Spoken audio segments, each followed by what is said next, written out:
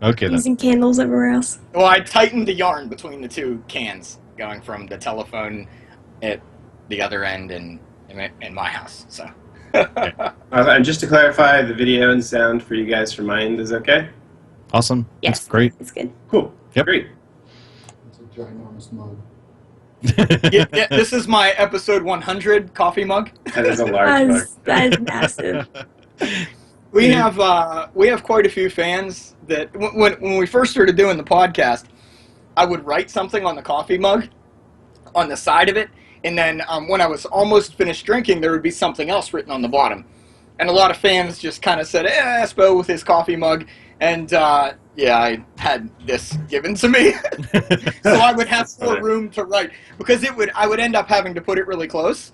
So now I don't have to put it close. I guess I should write something on it for tonight. Here, hold on. It's great when he switches out with the smaller red mug, and then halfway through the show switches to the bigger red mug. It looks heavy. It does look heavy. Is it heavy, Espo? He's got his headphones on. Is it heavy? Is the mug yeah, heavy? I can heft it pretty easily, but when it's filled up, I have to use two hands. So yeah, but I mean I'm used to it. I stand up during all this stuff, so I'm used to pain. Okay, and I do have to ask a question real quick. Iksar, is that Iksar related to the EverQuest character class? It is. Awesome. I played for 5 or 6 years. That's how I got into MMOs in the first place. So, Ditto. Yep, I had an Iksar monk. My very first winter. I had a necromancer, and I ended up actually playing like warrior, and that was not an Iksar, but that was how I started. My first character was a necro. That's Cool. kind of where it came from. Yep. I figured that was the case, but you never know. So. Okay then. Normally I'm able to play audio intro to kick it off, but unfortunately our issues are not going to allow me to do that. So we'll just kind of pretend it's happening. Yes, it's number There one. you go. And maybe I can play it so that you can hear it temporarily if you want. So we at least have a... Okay. So Dean, do you want during the show? Oh, yeah. Do you want us to refer to you as Dean or as Iksar. Iksar? I have no preference. Whatever you guys want, you guys can do. How about both. Hearthstone guy? How about Hearthstone? That's also fine. And I'm here for you guys, so I mean, whatever you want. And time frame. Do you want to stick throughout the whole show, or do you need to go after we're done with your segment? I think, what is the time frame here, Kenny? About an hour. It's about an hour, so Okay. an hour from 5. Okay, so as long as I'm gone by 6, then I think we're good. Okay, that Good works. Good Well, then let's get started so we don't waste that time. Awesome. Okay, so basically, we'll have just a moment of silence so that I can get an audio baseline that can clear out any of that background noise like Espo's fan. And then we'll just do our normal intro and then introduce you, and we'll go from there. Sure.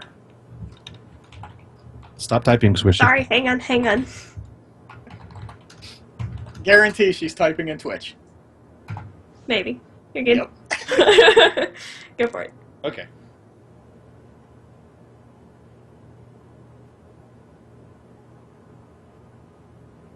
Welcome to Legend of the Innkeeper. I'm Fastidious.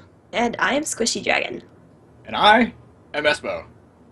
And this week is our 100th episode, and as a result of that, or I guess not a result of that, but on special occasion we were able to wrangle Dean Iksar, is it Ayala? Yes. Awesome.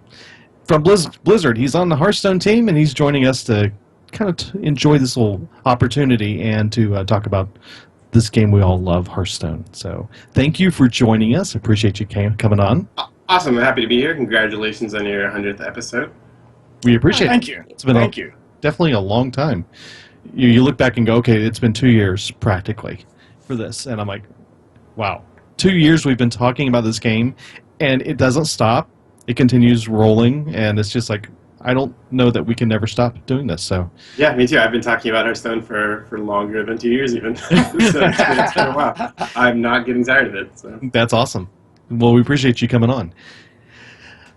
This week. So, anyways, anybody want to talk about their week? Anything you want to just bring up, or you just want to skip that this week and talk about the good stuff? What?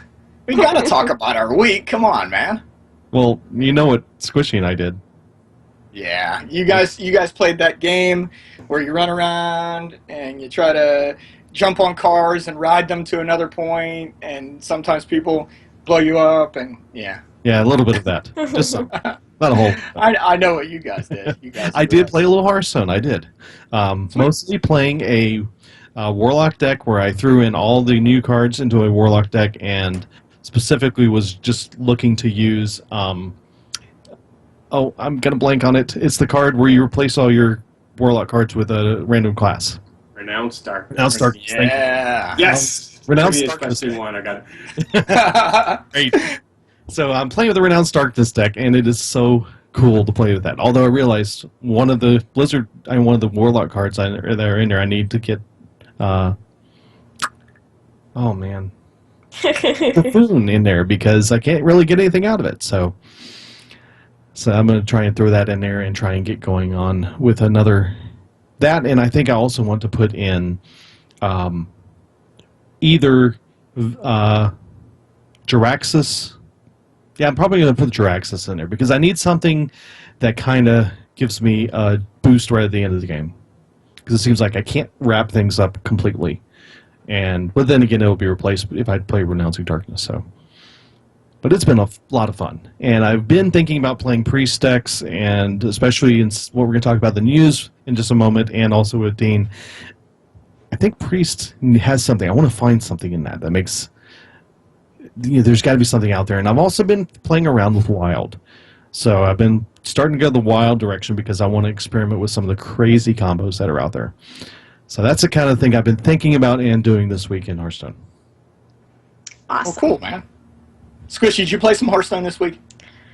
Not so much. It's been a really, really crazy busy week. Yeah, she's had a little thing called a birthday this week. Yeah. What? Yeah. So So- she's been a little busy this weekend. So It's been really slammed, so. Yep, I haven't even played.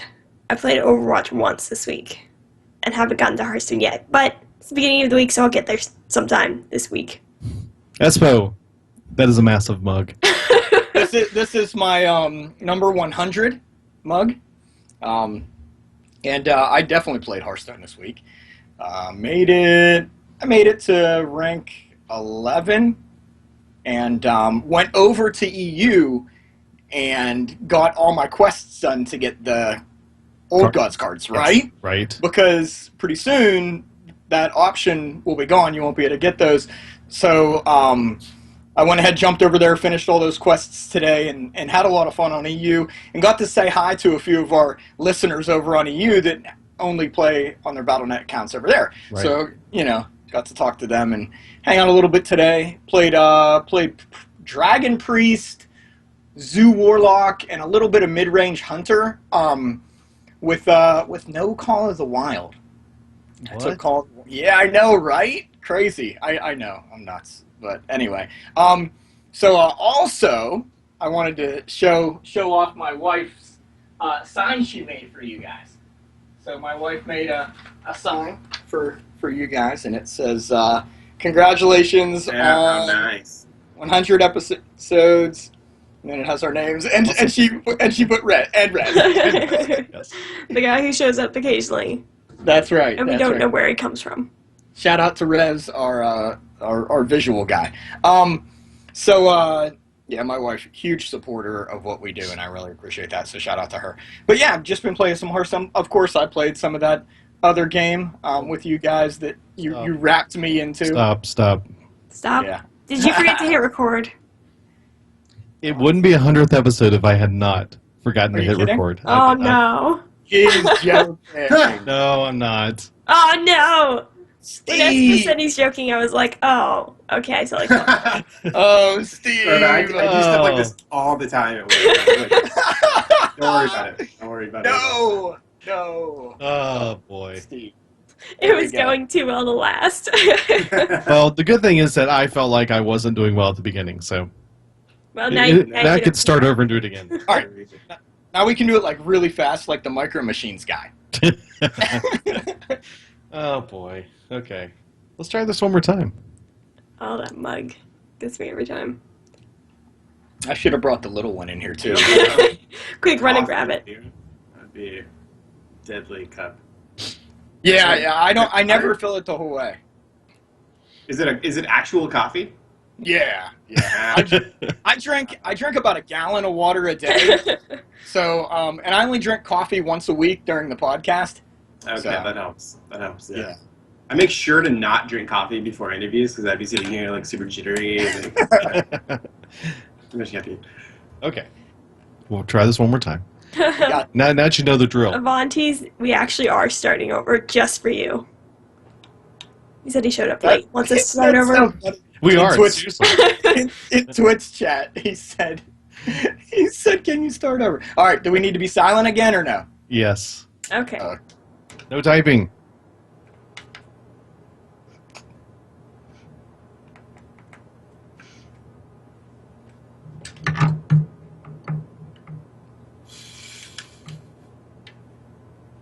Welcome to Legend of the Innkeeper. I'm Vastidius. And I am Squishy Dragon. And I am Espo. Hey, this is the 100th episode, take 2, and we have Dean Iksar, Ayala from Blizzard, and I keep screwing that up, but sorry about that. Welcome. No one Welcome. can ever pronounce my last name, so it is okay. Glad to- Greetings. That's my Ben Brode impression. Well, good. So I did have somebody say one of the questions that they want to ask you was, can you do your best Ben Brode impression? So apparently you can. Yeah, I do that every day for people, so it's Well, hard thanks. to impersonate Ben's laugh, though. I can't reach that decibel, but he's a joy to work with. I can imagine. It's probably like working with Espo. What? I don't think Espo ever doesn't smile. I don't think I've ever seen him not smile. It's nice, right? It's nice to have people, bringing the energy level up. So Yeah, he absolutely does. No. You guys. Well, yes. This is the episode number 100. We've been doing this for 2 years, give or take a few weeks or so. It's been a long road, but it's been awesome. And as I was thinking earlier, we appreciate Blizzard for doing what they do because it gives us something to talk about every week. And it just continues going. I love doing this. This is awesome. So thanks again, Dean, because you're representative. I'm going to give you all the credit. Thanks for the game. You did it. Yes. thanks, guys. Yeah, I'm sure all of the Hearthstone team appreciates that. So thank you guys for doing stuff like this. When the community, you guys have been working for like 2 years talking about Hearthstone, enjoying it, and having your own community, and having them have somewhere to go to talk about Hearthstone. So that's really awesome. So thank you guys too. Well, we appreciate you coming on. So this week, real quickly, we'll just kind of get that out of the way. Talk about what we did this week in Hearthstone. I know specifically Hearthstone because I played fairly a little bit. Mostly what I've been doing this week in Hearthstone is I've been playing a little bit of Warlock. I've been building this one deck that basically I threw all the cards in it from Whispers of the Old Gods, mainly trying to take advantage of the card that I forgot again. It would be Renounced Darkness. Yes, thank you, Runa. Yes. Yes. Yeah, I always forget the name of that for some reason. How did I know that? I don't. Yeah. So Renounced Darkness. Yeah, that's an awesome card. I just love that card, and it's just one of those things that not a lot of people like it because it's so random, and you never know what you're going to get. One, you never know what cards you're going to get, but you also don't even know what class you're going to get. So I just love the whole aspect of that, and I've gone through and been able to pile on to some characters when I'm playing these games. Because, one time I got Shaman, and I ended up in my hand. One of the cards I got right away was a couple of legendaries. I had 2 of the Shaman legendaries in my hand. I'm like, this is crazy. That's awesome. So much fun to play that. So I'm enjoying that, and I've also been thinking about playing some priests because I want to. I really enjoy the whole aspect of stealing cards from your opponent, and there's so many. Everyone loves that. Yeah. So many more tools with the priest now with the new expansion. So I have a lot of fun with that. So those are my 2 decks I've been kind of playing with, or I should say classes. But I haven't played a whole lot this last week. I've been playing another game that Blizzard makes, I can say, we'll say. It's like brand bronze beer. We're not allowed to say it anymore. Oh my You say it too goodness. much. Oh goodness. Well, every deck has All right. dragon in it. Yeah, let's not go there. Squeaky, how was your week? Very busy. Have yet to play the Hearthstone this week, but I will get there. Well, you You know. did birthday. I was gonna say, yeah, somebody I had did. a birthday this week. You and Yes. your sister Ariane went. Well, Both she's Yes. a couple weeks back. Well, But- I mean, Cities was a couple weeks before that too. I thought every week was Ariane's birthday. Is that? Sure. Yes, true. I've been tweeting out at least once a week, "Happy birthday, Ariane." Oh dear. Yeah. Oh, All our birthdays are done. Every one of us is in June, so we're done now. Yep. That's like Congratulations. birthdays to all of you then. God. So the nice thing is, though, you get 6 months. It's birthdays. Then 6 months later, you get Christmas. Then 6 months of birthdays. So it kind of works out really well. Yep. So, anyways, so that's about it for you then. Yeah, that's about it. I mean, Okay. a little bit of the Overwatch, but not much of that either. So Well, when it's your birthday week, I'm sure you got to be busy. All your friends, all your family, yeah. yes, quite So, busy. we did get to play some games, so all of us got together online with you and played games, so that was cool. Yes. That's always good to do on your birthday. Yes. My week, decided that I was going to go ahead and try to rank up a little bit, at least try to get to rank 10 before the end of this season, and played a little bit of Dragon Priest, a little bit of Zoo Warlock, and Midrange Hunter without Vastidus. Can you guess which card I didn't use? Call the Wild. I didn't use Call of the Wild. How did you know that? Did you disenchant it? Oh no! Yeah, right. You No. didn't dust I it? only dust golden cards, dude. Only golden. Don't test Ended up- anything. Ended up on the Americas at rank 11 after playing for like 2 hours today, and then went over to EU. Because, as you said last week, we got to get over there and get our cards. Yep. Right. Yep. It was July 3 quests. 7th, is it? Or the 5th? Dean, No, you no. know what the date is? I wish I could help you. I have no idea Okay. what it is. It's coming soon. I think it's the 5th, which Yeah, is next soon. Tuesday. Soon. Blizzard soon. Sure. To That's get. right. Maybe Um, actual soon and not Blizzard soon. Yeah, exactly. There we go. So yeah, I jumped over to EU and actually got to say hi to a few of our listeners that only play on EU, so that was kind of cool. And then BattleNet went down a little bit. Something was going on with them being DDoSed and craziness happening, but they got it back up, and good job on them getting everything back up. And I used the new authenticator came out, and I used that. So, You're a little behind. That's been out for like a couple weeks. Yeah, well, my internet's slow, dude. It takes a couple weeks for it to get to me. I'm not sure that's how internet works, but That is how it works, right? So yeah, definitely did that and had a lot of fun playing the Hearthstone. Dean, real quick, did you play any casual? Well, we are a casual Hearthstone podcast, so let me say this: did you play any casual Hearthstone this week? you know, I've been playing more and more casual Hearthstone since Yogg came out. So like almost all my decks are Yogg decks. It's just like too fun to play that card. So I've been playing a lot of Yogg Hunter. It's kind of my go-to deck in the last couple weeks. Been playing a lot of Priest because Priest is sort of like my fallback class. I play a lot of Dragon Priest and I find it very interesting just to play like very traditional Priests with like Pyromancers, all the old classic cards. So I've really been enjoying that. But mostly Yogg Hunter, Priest, the two decks that I go with. Playing at like ranked 6 or something like that right now. I tried to do, it's funny, I actually had a Warlock quest to get 5 wins. And I put together some deck that was pretty awful. It was like a Reno, N'Zoth, Shifter Xeris, and like every old God's card you could imagine. And I was just too stubborn. I was like, I will complete this quest. It took me like 2 days or something. I've been there. It was pretty bad. I have been there. I've definitely been there. But Yogg Hunter's Very great, cool. so I'm having fun with that. It's what was cool since like I said, we're a casual podcast. We talk about Hearthstone on a casual level, and our audience, I'd like to think that they're all casual, but of course, you can't have everybody be casual. And it's cool because Yogg-Saron's like the epitome of casual, right? he just throws it in there, and I was amazed when I helped out with the spring preliminaries, seeing some people playing him in the competitive tournament. Yeah. It was really neat.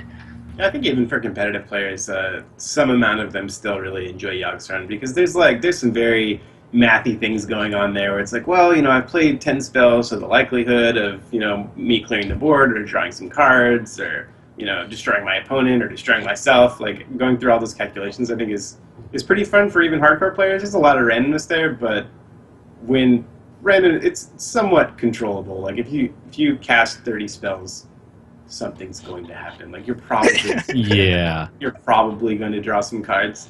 So I think it appeals to sort of a wide range of people, which is a little bit different than I thought. When we first were playing the card. Well, very cool.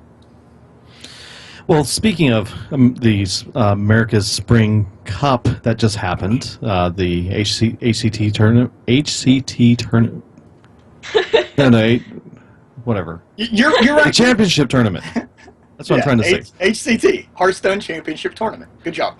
Well, we were rooting on our good friend Joster, who was in that tournament, and he did really well. Awesome, except he didn't win it necessarily. Sidonia won it outright. But Joster's still going, isn't he? Espo? What's that? Tell us how he did. He ended up in the top 4, which is really good. He was, of course, flown out to California to, I think, Dean, were they in Burbank or? I think the studios in Hollywood, they actually all came. It is in Hollywood, yeah. They all came to Blizzard a couple of days beforehand. I got to meet Sidonia and a bunch of people. I was rooting for Napoleon. He's a really nice guy. But then Sidonia was also awesome. So getting a chance to meet all of them was great. Yeah, so they, Joster got flown out there along with the rest of the top 8, and they were all going for it, and Sidonia took it. And now Sidonia will be on the road to BlizzCon, him and Amnesiac. So those are the two America's winners. Amnesiac was from winter, and Sidonia is from spring. So now we'll have a summer, and Dean, will there be a fall, or is that just like... I can't speak exactly how it works, but there is some sort of like last call tournament where people with the most points have a final tournament. Yeah. So, but yeah, so that's that happened in the news. I know there's some more news though. Oh yeah, there is. Okay. So I was digging around, and apparently Ben Brode made a few comments on a Reddit thread this week about communication by Blizzard, and because someone had mentioned that the Overwatch team is very responsive in their interaction with the community right now. Why isn't Hearthstone, is what he said, the person said. And he responds back, and it's very true. He said Ben Brode really tries to make himself available through quite a lot of bit of avenues. I mean, he's on Twitter, he's on Reddit, and he's all over the place, constantly answering questions and giving people feedback. And look, here's Iksar. Dean's joining us too. Yangwu was on Velen's Chosen last week. So the team is out there. They're actually really interactive and responding constantly. So props to you guys for what you do, in spite of the fact that you are kind of working on building a game. I mean, it's not like this is your full-time job to talk to us. Yeah, I mean, when you see threads like that, like I'm really, really glad that people find, Jeff and the Overwatch team and their, communicative strategy, and they're really enjoying that. But we try to be as open as possible. I think that, I'm on Reddit and Twitter and every single day, and I think the ways in which your game team sort of chooses to interact with the community or like getting questions, we try to stay as open as possible. So when threads like that go up, it doesn't really necessarily bother any of us. It's almost good because you see them and it sort of inspires conversation. People are like, oh, I want to see more of this, or I want to see more of this, and ultimately our goal is just to give people what they want. So when a thread goes up that a bunch of people are communicating to you what they want, then that's great. So I was happy to see something like that, even if like the title could be seen like in negative light, but not really. We're just trying to, help people out. Well, he did answer a few questions through that thread, and one of them we're going to talk about a little bit more in detail later. I'll just mention it here. We'll dig into it later. About priests, evaluating plans apparently, but not ready to reveal the plans yet. So, and the other key thing I think he said in there was that there are some decks out there that still haven't been discovered, in his opinion. That there's still something out there that could be designed and created. And then he also mentioned the warlocks. There were no demons added in the latest expansion, the Whispers of the Old Gods. It was more of a flavor decision because of the design, and then there's possibly a mistake that they didn't add them.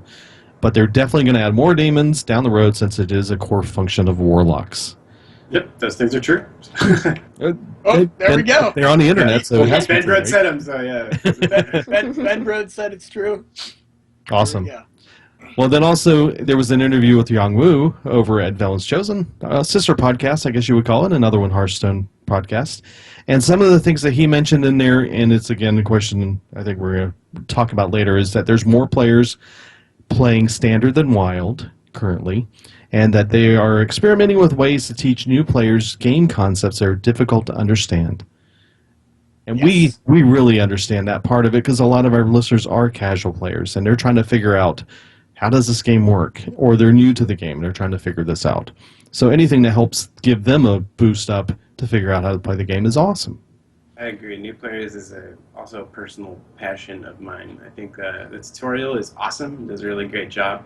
I think from the tutorial to going to practice mode and defeating all the AIs and then going straight into ranked, it's possible that there's more, to do there, like something bridging the gap from tutorial to expert or to play mode or to the arena. What that is sort of a question that we have to solve. But I think that we could always do better there. I think tutorial does a great job. There's always more to do, especially for new players that are really trying to figure stuff out. Mm-hmm. I don't know. In my opinion, you make a good point there. I think from my view, I would say adventure mode almost does a great job of bridging that gap. Anytime you guys put out an adventure, we, of course, on the show go over it, and each wing gets released. We talk about that wing. And I know Rez and I do a lot of talking about it just on the side. And what we enjoy about the adventure modes that have come out so far is that they've kind of taught us and people that we talk to how to build decks, how to counter certain things that are happening in the game. So maybe, and I'm sure you guys have already noticed this, that the adventure modes, and maybe that's the way you guys designed them, to kind of bridge that gap. I think adventure modes almost do bridge that gap between the training mode and the ranked, or if not the end game, so to speak. Yeah, I certainly don't disagree with that. I think that when you're making an adventure, there's a lot of goals, and part of those goals is if someone opens the adventure for the first time, it's like, oh, they're entering Hearthstone for the first time, and they get this adventure, are they going to feel at home? And that's one of the goals. And then there's all kinds of other ones, like, are people that are really experienced going to come here and they're going to still be excited that there's new stuff going on? So I think that if you really want to make something that's going to, bridge the gap from after tutorial to play mode, I think what you would want to do is design something where its sole goal is to do that, rather than say adventure, it lines up with some of the goals, so let's just put it on there. That might be like the low cost thing to do for now, but I think that if you really want to do the best thing, I think that you would make something where its sole purpose is doing what it should be doing for new players, to teach them things. There you go, Dean. You're onto something, dude. Bridge that gap, man. Well, speaking of planning, one of the questions we had for you was, there goes the dog. Okay, how far ahead do you plan?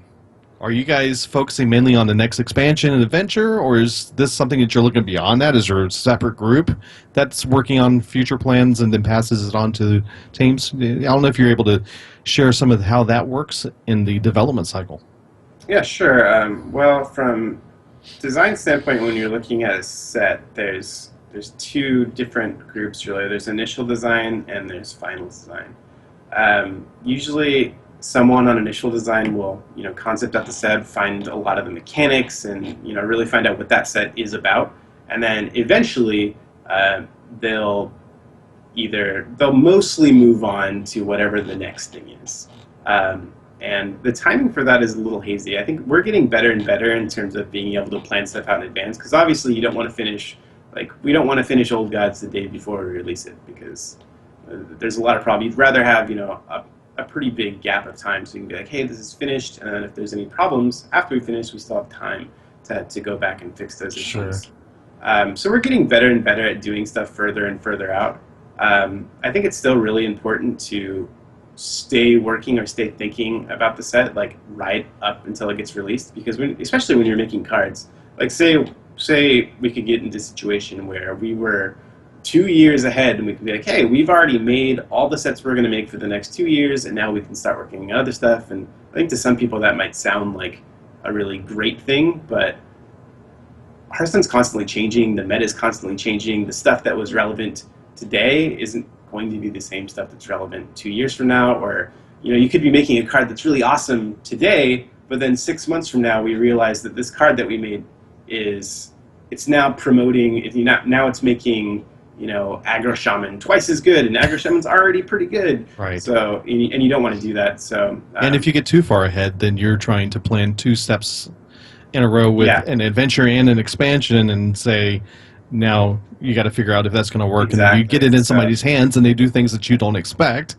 Yeah. With something. We have people working 6 months and further out in terms of features and sets, but it's still really important to note that we are still working on things almost up until they release, because it's just important to stay there and make sure that it's like, oh, is the stuff that we made, is it still going to be as good as we thought it was, knowing what we know now?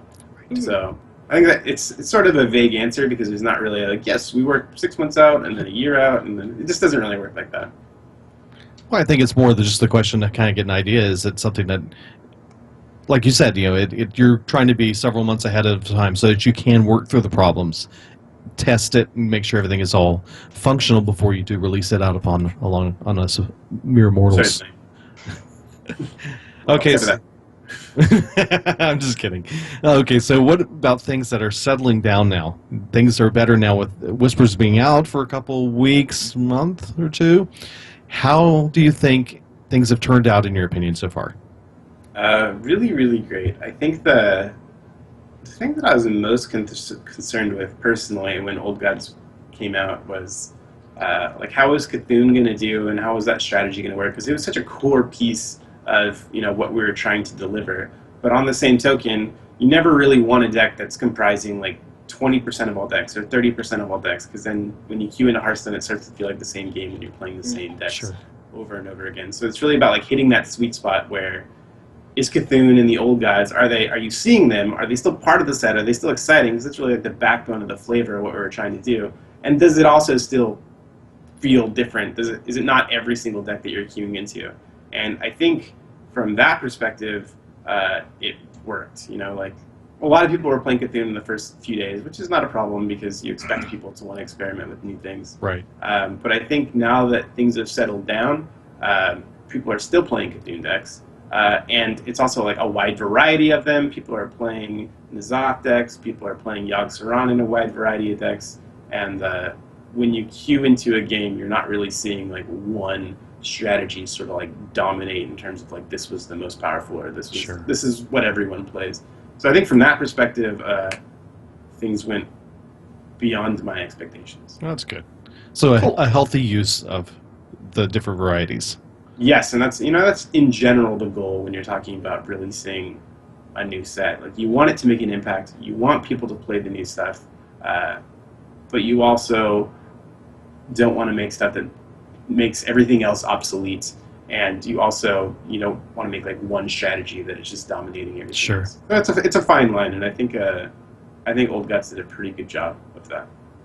I do too. I am with you. I'm on the same boat of Yogg-Saron is one of my favorite whole concepts in the whole place. But again, I like random. So, are there any cards that have been used in ways you didn't expect them to be used? I think that, I guess like Steward of Darkshire and like the Paladin Divine Shield stuff, I was expecting that to be more of a, like, you just put all of the Divine Shield stuff in your decks, and I think people are starting to figure out that, like, oh, Steward of Darkshire, it's just pretty good with my hero power, or the the weapon is just pretty good to have a 3-mana 3/2 weapon. As it turns out, it's not that bad. I think people would still compared it to Fiery War Axe, thinking like, oh wow, this is so much worse than Fiery War Axe. But it's hard to. Fiery War Axe is one of the best cards in the game, and it's very iconic to Warrior. So I think for Warriors, that very strong axe is probably right. It feels good for Warriors to be able to do that. So I think like those two cards were sort of surprising to me. I don't know if that's sort of a weird answer. No, that's good. But Well, is and there Yoxrung, Go ahead. Yoxrung's sort of like what I expected. Lots of crazy stuff, and I think that sort of more powerful than people were expecting it to be. And because of that, I think like even the competitive players are playing it, sort of sparingly. It doesn't get played in like too many tournaments. I've seen it, but it's not a staple as far as tournaments go. Sure. So the question on that is, did you purposefully rig it for some people to just go completely face? Because that's me. Yeah, sometimes you wish you could do that. Where I wish I could go in and change Crypt's RNG, so like all of the stuff that's left. That'd be amusing to me, but no. Unfortunately, that would be a lot of work. I think to do that based on this person's player ID. Maybe someday we'll see. I think the one card that's been getting me is the Warlock card that does 9 damage to random on the board. Oh man, that card makes me laugh. I have a coworker that tries to play that card in Grim Patron in his Warlock deck, and tries so hard to get it to work. And one day he's gonna figure it out. He's gonna show me. He's like, "Look, I made my Grim Patron Warlock deck," and I will congratulate him because that's Well, so far every time I played it, I've done 7 and 8 points of damage to my face. So it's just not working for me. It's not. Well, are there any other cards that didn't quite work out the way you hoped them to? And the opposite of that? No, not really. I think that there's a perception that when we make a bunch of cards, we expect them to all get played evenly and for all cards to be the same power level. And that's not really the case. Like, it's definitely okay for some cards to be on the lower end of the spectrum in terms of power level, and it's okay for some cards to be on the stronger end of the spectrum. I think when we're talking about like what cards are we comfortable making very strong, it'd be the kind of cards that you put in a very specific deck. Like you put them in like this card's only good in a beast deck, so let's make this very strong. Or sometimes class cards are fine too, because we know that eventually they will go into wild, and wild is going to be this crazy place 4 or 5 years from now.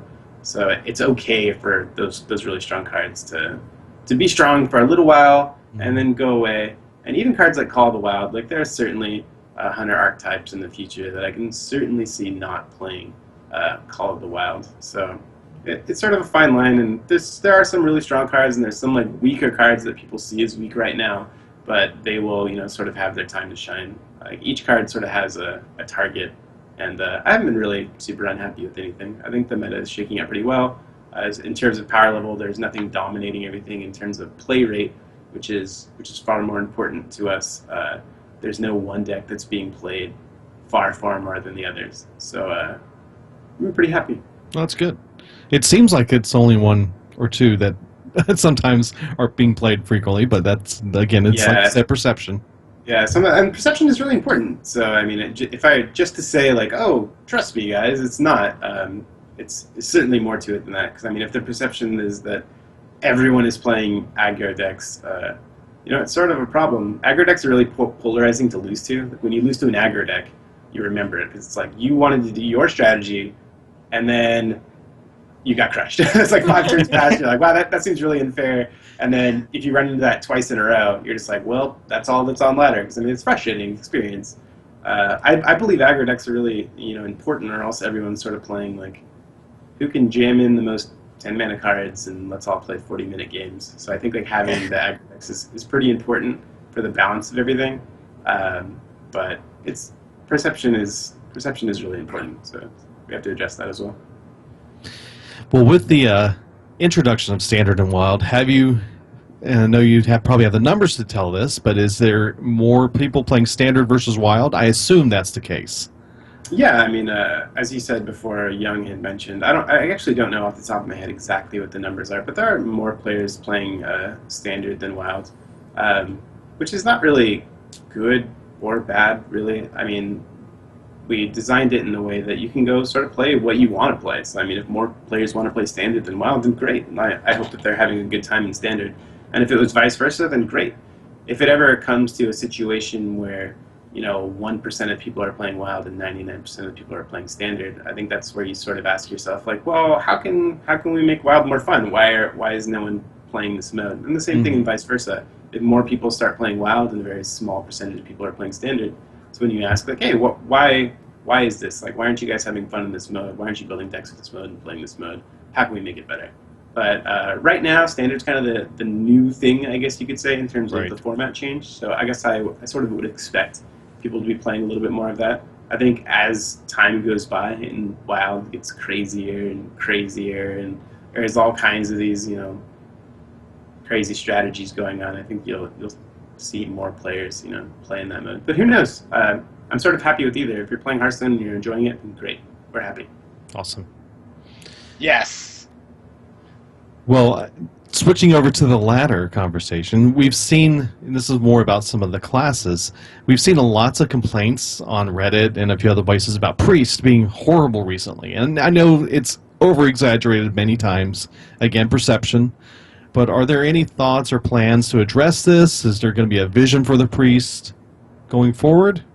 Certainly. There's always, a vision for all the classes. When we're making a new set, normally what we try to do is like, hey, what does this class do? Like, what is the fantasy like with this class? Like, priests are healers and they give stuff lots of health, and they can resurrect things. So I think that when you're looking at making cards for priests, you're looking at kind of diving into that and then creating sort of like a new strategy for whatever the deck is. That, like, if they don't have a deck right now that says buff all my minions and we're going to do a lot of creature buffs and we're going to win that way, like, maybe we'll go that route. Or maybe we'll go, Resurrect is awesome. Maybe we should make a Resurrect deck of some kind that's really interesting. But in terms of power level, I think that, so a statistic that I sort of watch in the background when we're looking at stats, and we have everything you can imagine, right? It's not just what is the win rate of all the classes. We have what is the win rate of Dragon Priest? What is the win rate of Dragon Priest versus Zoo at rank 4 in the last X amount of time? Like, we can pull basically anything. Nice. And something that I look at a lot is how many different decks is each class playing. And for Priest, that number is pretty big. So what that sort of tells me is a lot of people are exploring Priest and sort of figuring it out. And I can see some of these lists out there. Like, there are some lists out there, like Dragon Priest and very traditional Priest with, Pyromancers and stuff like that people have been playing for a very long time. And I can see a small cluster of players, with their 56% win rate or whatever it is. It's like, super, I just made up that number. But there are really strong Priest decks out there. And because I know they exist, and because I know they are not being played by a lot of players, that kind of tells me it's like, eventually people will get there. Because they always get there. The mass of people will always figure it out. It's sort of a hive mind sort of, let's figure out what the best deck is, sure. And someone will post it, and someone will get, rank 1 legend. But either way, none of the numbers are so low that it's really alarming to us. Like, there will always be a worse class, and there will always be a best class at any point in time. And I'm not saying that is Priest right now, but even if it was, as long as it's not really dropping below some crazy threshold, it's not something that we're too worried about. Priest is very, very reactive. There are a number of players that are being very successful with it right now. There's different decks that people are playing with Priest. So I'm honestly pretty happy overall. I know that there's some amount of frustration out there, but I have faith that people will figure it out. Now, for the Priest deck, I think you mentioned earlier that you're doing like a Dragon Priest when you're playing with Priest? Yeah. I play some Dragon Priest. I normally play like the same Priest list I've been playing since the beginning of time, with like 1 or 2 additions here and there, with like Soul Priest and Circle and Pyromancer and Powered Shield and Smite and stuff like that. I mean, adding in Tombs, and Tomb is a pretty powerful card. Love right that now. card. Love it. Yeah, getting able to play your opponent's stuff is always something you enjoy as a Priest player. But I've been playing, I guess, mostly that and less of the Dragon Priest. Okay. But they've both been like relatively successful. There's some decks that Priest is never going to be good against, at least like currently. It's like Miracle Rogue, and Priest is very reactive. Mhm. So when you don't do anything and Priest can't react to you, they sort of sit there like, well, what do I do with all these reactive cards like Shadow Madness and Entomb and stuff? So there's different points in the metagame for Priest, and I know that there are some Priest players out there that are pretty frustrated, but Just hang in there. Priest Hang is in going to there. be just fine. Yeah. Keep exploring. You'll find something that works for you. Well, I know for me, Priest is always my go-to class for when, like I said, the past week I played 3 decks. I played Warlock, Hunter, and Priest. And Priest was always my go-to class for kind of when I'm feeling like, not necessarily bored, but feeling like I'm doing the same thing over and over. And I always go to Priest because I feel like you said, which is true, there are so many different Priests, not necessarily archetypes, but ways to play Priest.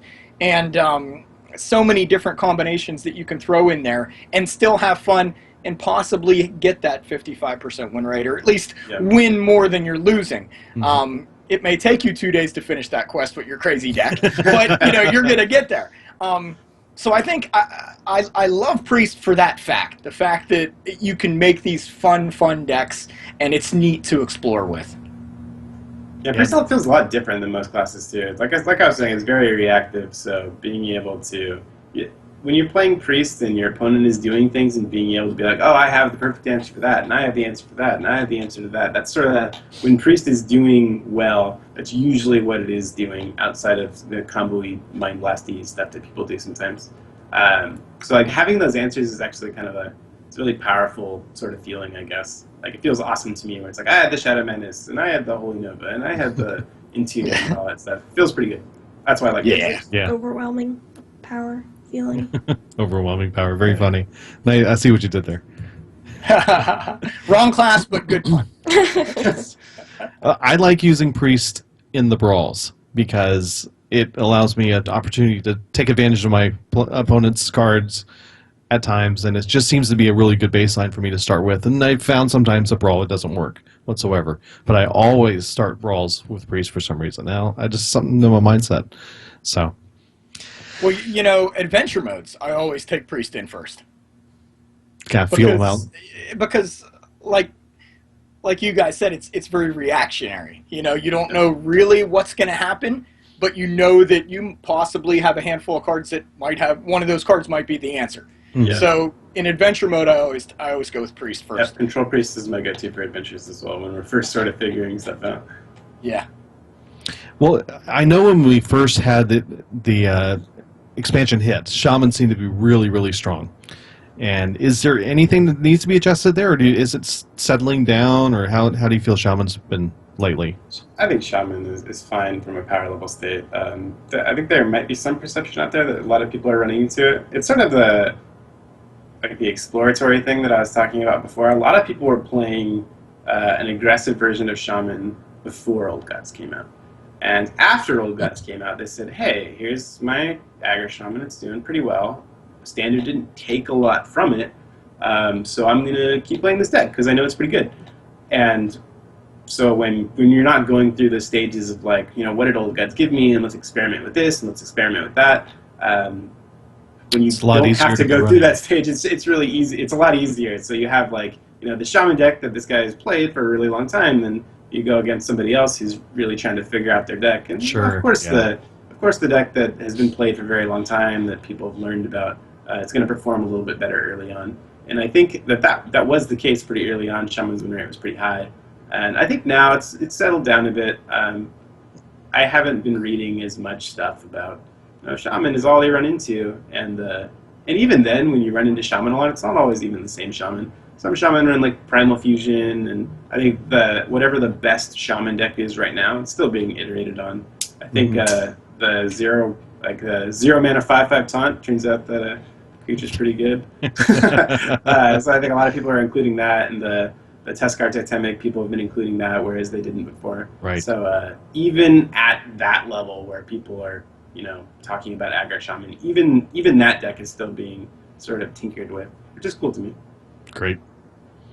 Well, speaking now on community, will there ever... This is actually an Espo question. I'll let you ask, Espo. All right. I don't remember this being an Espo question, but I raised my fist because when I first came on this podcast, it was all about community. Well, it still is. I am all for community, all for new players, all for casual players. So community is my thing. Question is, will there ever be a counter to battle cries, like canceling a battle cry as it's played?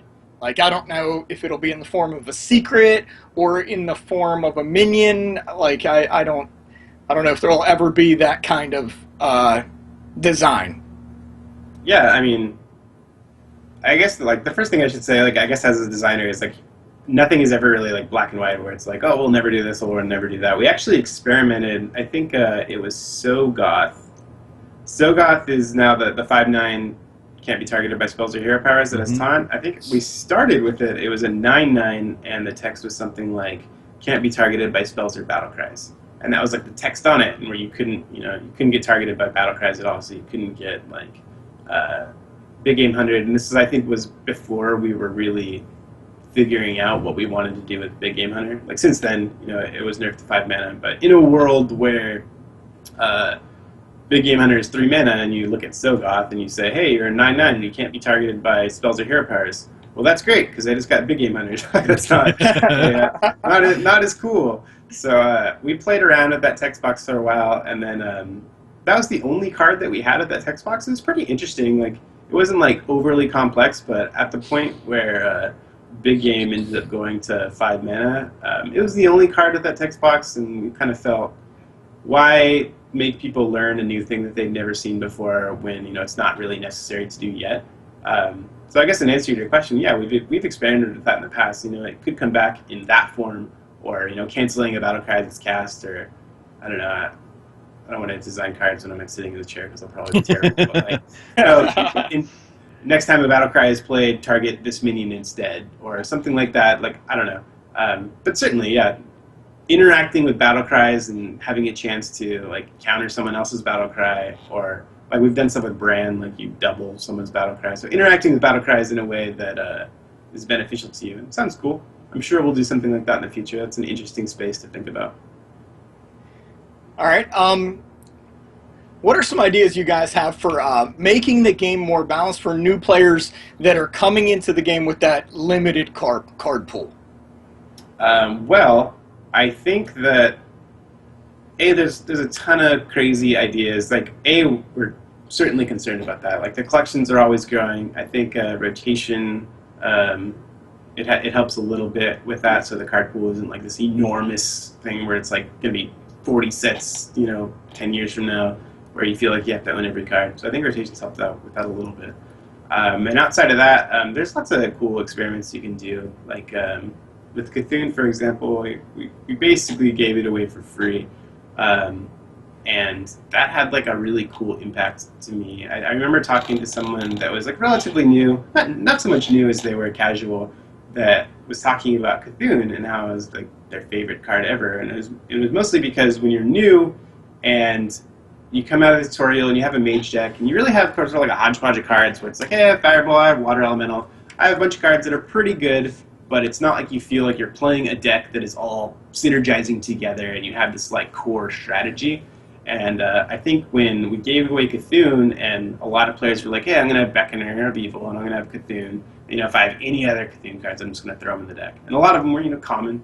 So being able to show people like what a high synergistic deck is with this crazy legendary, I think was really exciting. So being able to, give that experience to new players was really powerful.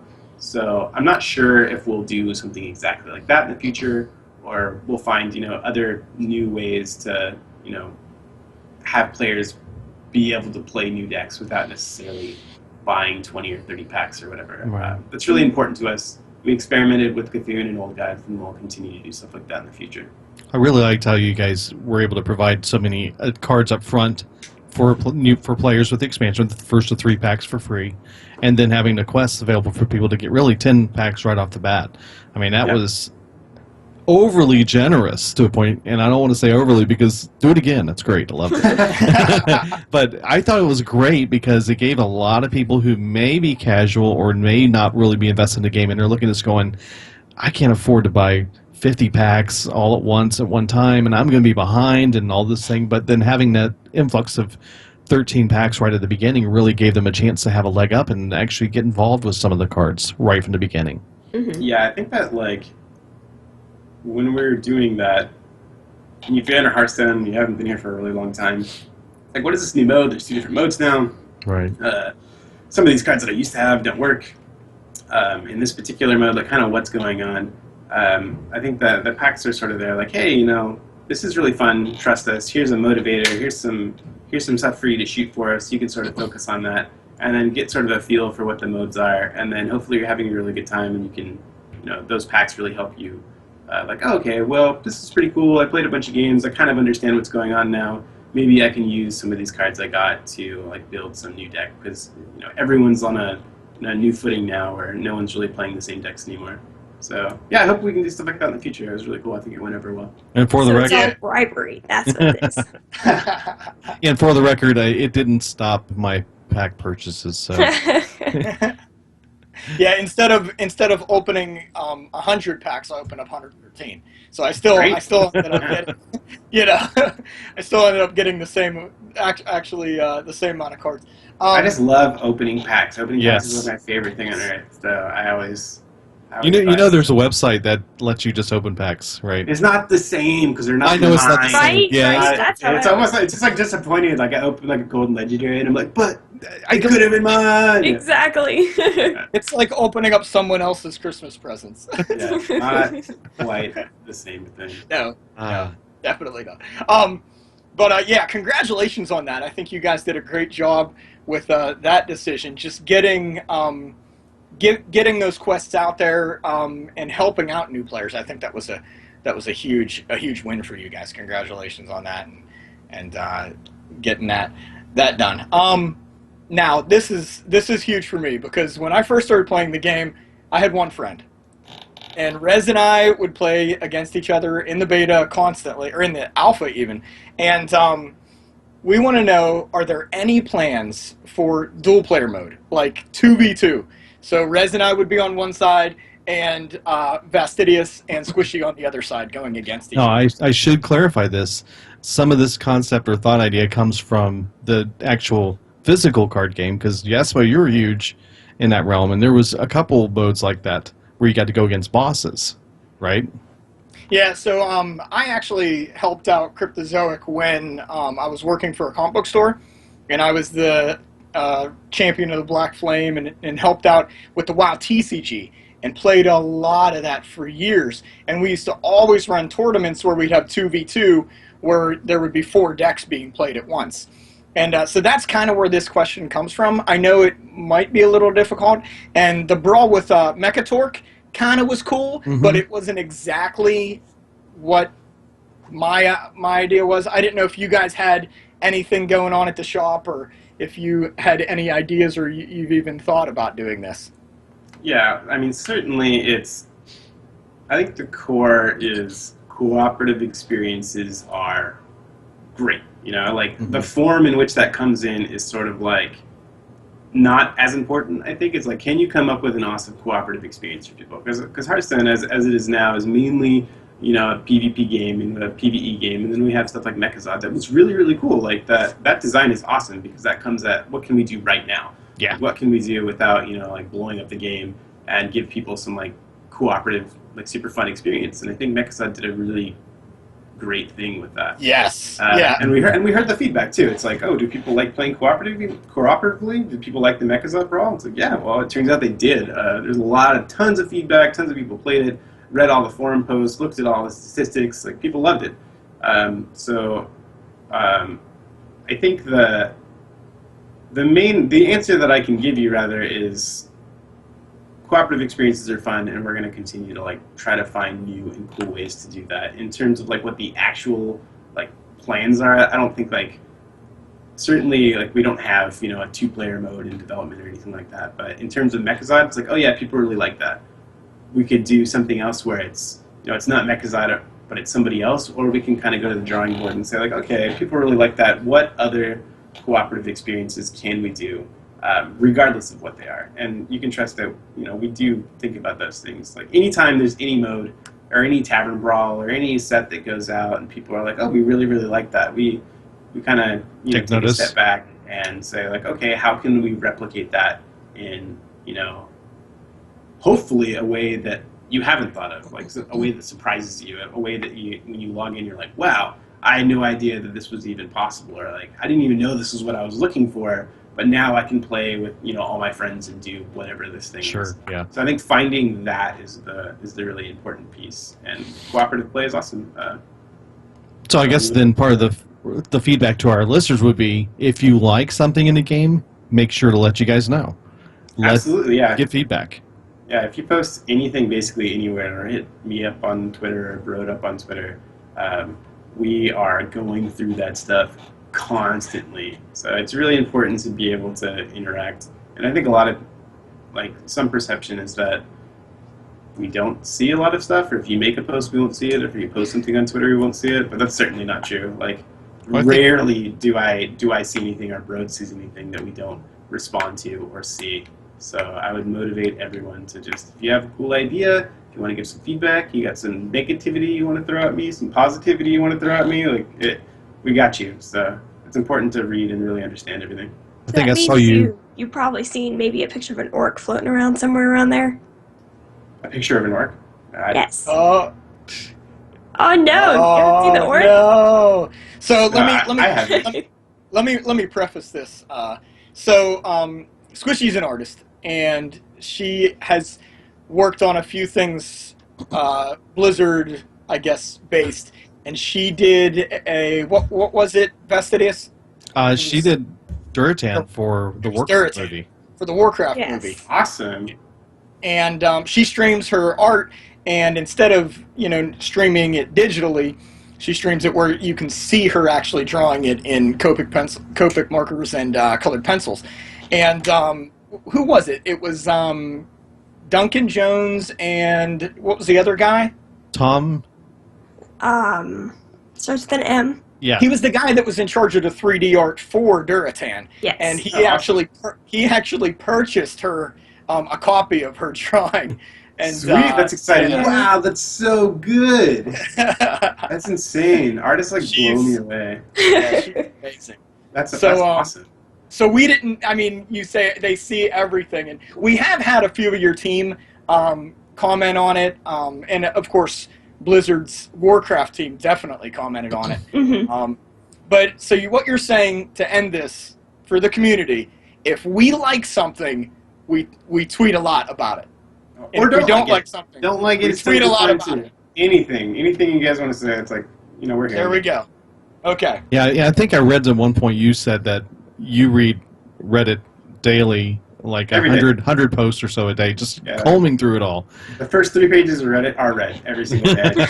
Either in the morning or before I go to sleep, but I'm I with read you. me some Reddit. Yes, Reddit is awesome. and the official forums, I check those out as well. And Twitter is probably the easiest place because you get those notifications and stuff. You can see what's going on. That's right. But either way, the important bit is, we're here making a game for the community. So it's not, it is for us, but it's for us as fans, and it's for the fans of Hearthstone. So we just want to do the stuff to make people happy. Yeah. That's it. That's the purpose. Well, there is one request from us specifically, and if you could Sure. pass this along, can you make a plushie? Oh dear. Which one is it? Are you talking about Shifter's Earth? Shifter's Zurus or what's the other one? I know exactly. Spawn of the Zoth. One of Oh those. yeah, Spawn of the Yes. Zoth. Right. Yes. We My need girlfriend's to. actually requested the exact same thing. Please tell them to make Shifter's Earth plushie. Yes. Yes, absolutely. We'll pick one up at BlizzCon when we come, which we are coming. So we'll meet you in person. I can't imagine a better plushie from Hearthstone. Absolutely, that would be awesome. Maybe Tiny Fin. How about anything too? Now All the I don't know. All of them. Do all of them. I will forward the request. There we go. Well, Okay. speaking of BlizzCon, Dean, I take it you're going to be at BlizzCon? Absolutely. All right. Well, I'm there. we're gonna have to get you a Legend of the Innkeeper shirt then to give to you at BlizzCon. Sweet. I will wear Yes. it. I wear all my Hearthstone shirts all the time. I love it. That's actually a really cool shirt. Yeah. Except it's kind of a weird pink. It's not pink. It's cinder. It's cinder. It's salmon. It's cinder. The website said cinder. The webcam says salmon. Cinder or Okay. salmon is fine. There we go.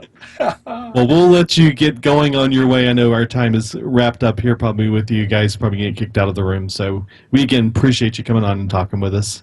We Absolutely. Just, hit up Kenny and Lindsay and everyone else if you ever would like us to return. It's always fun to talk Hearthstone with everybody, and I really enjoy it. So thanks for having me. Congratulations on your 100th episode. Thank you. I really enjoyed being on the podcast, so thank you. Well, we appreciate you hanging out with us. All right. All right. Well, I guess back to making Hearthstone for me. Okay, There you go. appreciate it. Thanks a lot. All right. Take it easy, guys. All right, thank you. Oops. Okay. Awesome. And I screwed up the view. Okay, where's everybody? There we are. We all vanished.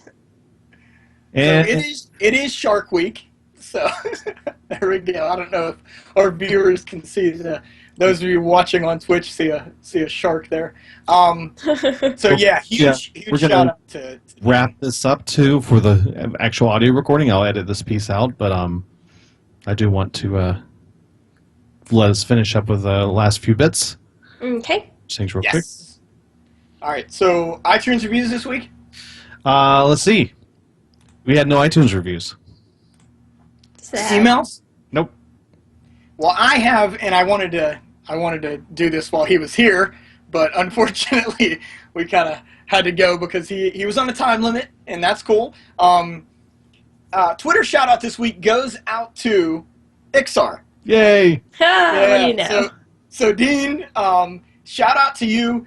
He says in his Twitter, in his tweets, he says, I keep trying to think of designs for the new Warlock spell called Fell Hug after watching the Warcraft movie. So for those of you who haven't seen the Warcraft movie, spoiler, there is a lot of Fell energy floating around. So Fell Hug would not be far-fetched in that movie. So Twitter shout-out goes out to Iksar this week. And Facebook shout-out goes out to Dave. Dave is one of our patrons. Thank you to Dave for helping us out. And this shout-out goes out to him because he is helping keep our community occupied, keep our community happy. He is helping grow our community by organizing an LOTI Community Invitational Tournament. So thank you to Dave for doing that. I can't think of when it will be, but if you are a patron and you want to jump in on that, just check out our Facebook page or email us, and we will point you in the right direction for that if you are a patron. If you're not a patron, Vastidius? Yep. Oh, patron. That's right. Okay. If you're not a patron, Go to patreon.com/Legend of the Innkeeper. there we go. Oh, goodness. And that's it, guys. So, Vastidius, anything else you want to say, Squishy? I'm just super excited that, I was sitting there thinking about congrats, yes, exactly. There was, the Angry Chicken did their 100th episode, and they had Ben Broad on there, and they all dressed up in suits and or tuxes and got excited, had a party type thing, and I'm sitting there thinking, we should do that, but no, we should not. We're casual. We're casual. We are casual. So what should we do? We'll wear our Blizzard shirts. There we go. There we go. I wore my Legend of the Innkeeper shirt. I wore my Mercy shirt. Yeah, I wore my Deathwing. Well, I Represent. personally want to say thank you to everyone that's been with us for 100 episodes. You guys are incredible. You guys are awesome. Each week, I think I'm going to do this show because I love Hearthstone, and more often than not, knowing that there's people out there that enjoy the game as much as I do, and they listen to our podcast, Yes. it motivates me to get on each week and talk about it, which, I love to do anyway. But thank you to our listeners. Well, I For think like listening. you said before that you're going to talk about it anyways. Might as well record it, right? This is true. And then a huge shout out to my wife, who basically, we have to shut down our home for us to do the podcast. And she says, congratulations on 100 episodes. And then, of course, at the bottom, she wrote everybody's name and Rez.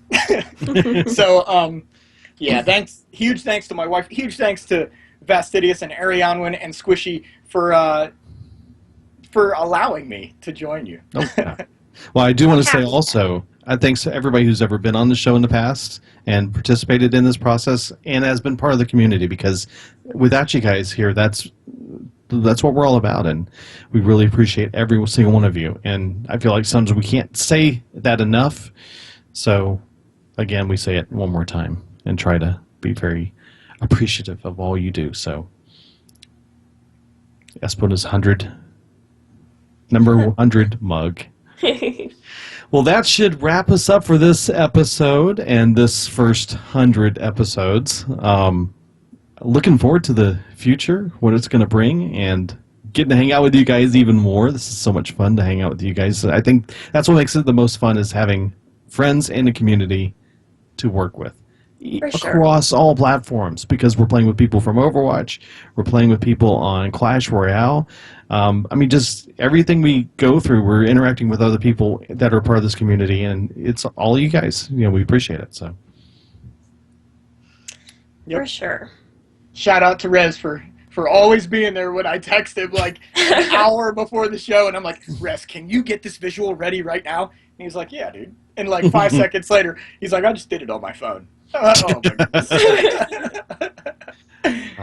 Well, again, and like Vastidius said, shout out to everybody that's been on our show, commented on our show, emailed in. I mean, the community is what makes it. And that's what I love about our show, is we are based, I'd like to think that we're based on the community. So thank you. Yep. Well, that should wrap it up this week, and we'll come back next week with number 101. I think we decided we're going to do Priest and break that down with the Whispers of the Old Gods expansion. So if you're watching this for the first time, go back and listen to some of the other shows, pick up some stuff. Because I think a lot of times what's happened is we'll cover in detail things like the community, really talking in depth about the communities. That's way back. But we also talk about the arena. We talk about how to build decks, how to kind of get started as a new player. When we had Squishy join us, we started teaching her how to play the game. So go back and see some of those other episodes. Yes, they're older episodes. The cards are not necessarily all the same cards that we have now, but there's a lot of concepts we've talked about that will help you get better along the way. So we actually had a listener a couple of weeks ago came up and said, yeah, I started at number 1 and listened to all of them in 2 days. Oh, wow. 2 or 3 days. I'm like, wow, that's a lot of listening. Oh, yeah. How could you put up with me for 2 days? See, they started with episode 1, so you weren't actually there the whole time. Yes. But they went through 11 episodes without me. And then they realized how much they were missing. Oh, I don't know about that. They were like, well, anyways, thanks a lot for joining us. Thanks for everybody on Twitch. If you want to join us, see it live, it's on twitch.tv/LOTI podcast on Tuesday evenings at 8 p.m. Eastern Time. And we will talk to you guys next week. good job, team. 100. Cool.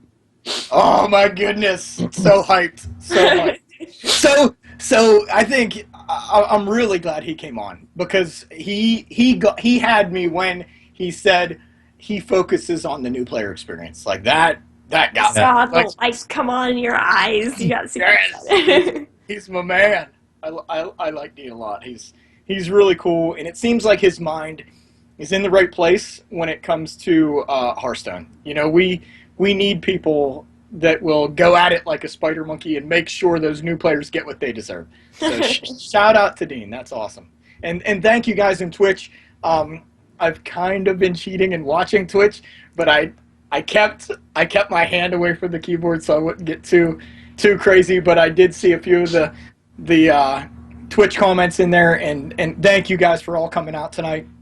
You guys are awesome and just incredible. I'm glad Dave could be there tonight to hear me shout him out, and yeah, awesome stuff. And if you are able to get on the Discord, I'm thinking I'm just gonna jump on there after this and possibly play some kind of Blizzard game. I just want to I want to be with my people. Yeah. Okay, sounds good. Well, So- thanks again for everybody joining us. I'm going to shut us down here on the stream so that way we have a really good video for people to catch after the fact on YouTube. And we'll let this go out on YouTube this evening. So. Alrighty, thanks for coming.